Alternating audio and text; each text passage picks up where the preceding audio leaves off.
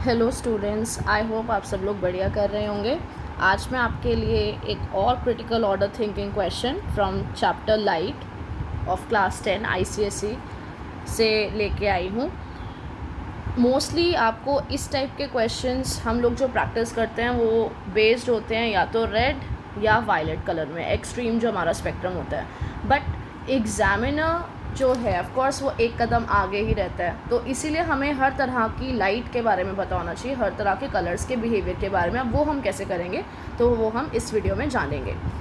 अब पहला आपको क्या दिया हुआ है, आपको ये दे दिया है डायग्राम, एंड ये आपको कह रहे हैं कि आपने ये दो पर्टिकुलर जो कलर की वेवलेंथ है वो आपने इसके इंटरफेस पे डाली है। मींस एयर से जो लाइट है वो ग्लास में एंटर हो रही है। अब वो आपसे पूछ रहे हैं कि क्या इनका path inside the glass parallel होगा, वाई। अब आपका जवाब येस हो या नो हो, वॉट एवर हो, बट आपको इसका आंसर वाई तो एक्सप्लेन करना ही पड़ेगा। तो अब हमें एक चीज़ पता है कि जो लाइट है वो 7 कलर्स की बनी हुई है। लाइट बेसिकली कौन सा रीजन, विजिबल रीजन जो सन का है, राइट। आफ्टर दैट एक चीज़ मुझे और पता है, 7 कलर्स में मैंने ऑलरेडी यहाँ कलर्स लिखे हैं, विब ग्योर, जिसको हमने जिस नाम से हमने उसको याद किया हुआ है।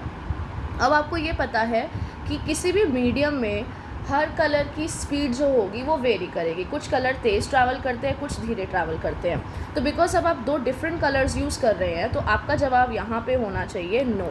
रीज़न क्या है? आपका रीज़न ये होगा क्योंकि हर कलर की वेवलेंथ जो है, हर कलर की जो स्पीड है बेसिकली मीडियम में वो डिफरेंट होती है। एज अ रिज़ल्ट इससे क्या होगा, आपका जो लाइट होगी तो वो पैरेलल नहीं बन पाएंगी। एंड ऑल्सो जब इनकी स्पीड अलग है तो इनका रिफ्रैक्टिव इंडेक्स भी अलग है। रिफ्रैक्टिव इंडेक्स का मतलब क्या हुआ कि लाइट कितनी ज़्यादा बेंड करती है। अब मुझे कैसे पता चलेगा इन दोनों में से ज़्यादा लाइट कौन सी बेंड करती है, क्योंकि मैंने तो वायलेट एंड रेड के टर्म्स में ही रिमेंबर किया था। तो इसको करने का एक बहुत ही ईजी वे आउट है। अब आपको ये पता होगा कि जो वायलेट है वो सबसे ज़्यादा बेंड करती है एंड रेड जो है वो लीस्ट बेंड करती है, राइट। आपको कलर्स कौन से दिए हैं, ग्रीन एंड येलो। अब आप ये देखिए कि कौन सा कलर ज़्यादा रेड के क्लोज आ रहा है। तो ग्रीन ये रहा, येलो ये रहा, तो येलो ज़्यादा क्लोज है। येलो ज़्यादा क्लोज है का किसके क्लोज है, रेड के क्लोज है। इसका मतलब जो येलो कलर होगा वो कम बेंड होगा compare to green.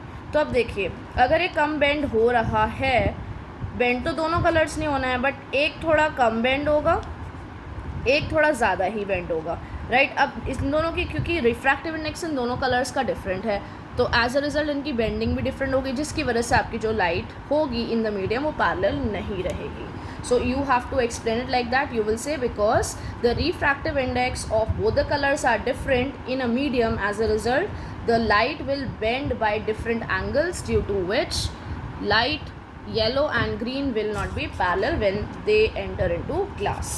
All right, after that है compare the speed of two rays inside the glass. तो ये भी काफ़ी इजी है। आपको एक रिलेशन याद होगा कि रिफ्रैक्टिव इंडेक्स वायलेट का ज़्यादा होता है रेड से। अब इसका क्या मतलब है, इसका मतलब ये हुआ इस कलर की जो स्पीड होगी वो कम होगी इस कलर की स्पीड से। मींस वायलेट की जो स्पीड है वो स्लो है कंपेयर टू रेड, तभी हमें रेड कलर जो है वो दूर से नज़र आ जाता है। बट अगेन अब इसी के बेसिस पे मैं इन दोनों कलर्स को डिफाइन करूँगी। अब ये कलर्स मेरे कौन से थे, colours were yellow and green. अब आप एक चीज़ देखिए, स्पीड रेड की ज़्यादा है और रेड के क्लोज कौन सा कलर आ रहा है, येलो आ रहा है, बिकॉज ग्रीन इसके ऊपर है। तो you will say that the speed of yellow colour will be fast compared to that of which color, green color, right. So I hope आपको clear हो गया होगा।